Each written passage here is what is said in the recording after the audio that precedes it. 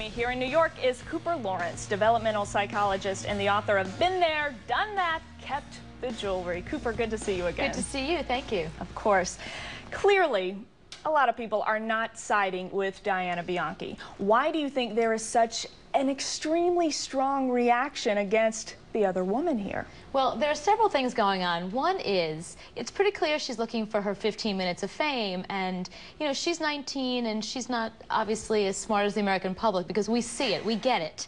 You know, it's no secret to us. You can't put one over on us. And I think also because we're used to working for what we have in this country, and if we knew we could have just slept with somebody to get there, we'd all do it. Right, maybe doesn't get the respect factor. That's the idea, absolutely. Let's talk about Christy Brinkley. Obviously beautiful, one of the most well-liked women in the public, in the world.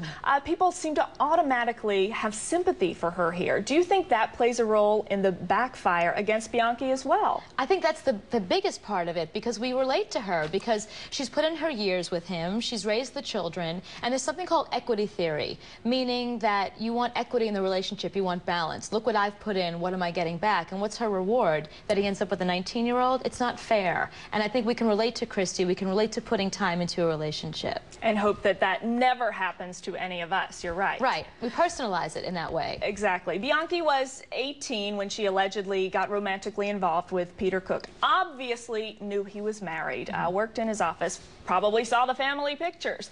Her going public and saying, here's what happened, here's my side of the story, is that actually hurting her?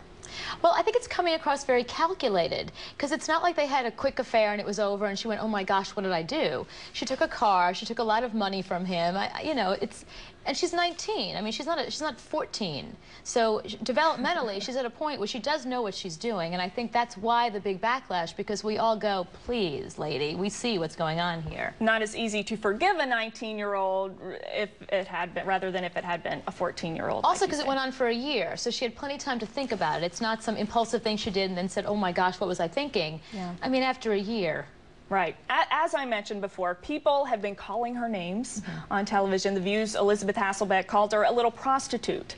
What do you think it is in our psyche that causes us to just react so strongly? I think it's because we definitely personalize it, because we figure if it happened to Christy Brinkley, somebody who is very charitable, every time there's a charity event, there she is. She's known as being a great mother. If it can happen to her, how could it not happen to me? And I think we, even though we don't maybe live those lives, on some level we do personalize it and feel like, gosh, I should be aware of this as well now. And we want to root for the underdog, which in this case is Christy Brinkley. Oh, we wish her well, and this has been a very ugly mess. Cooper Lawrence, we're going to have to leave it there. Great to see you again. Thank you so much. Thank you for having me. Of course.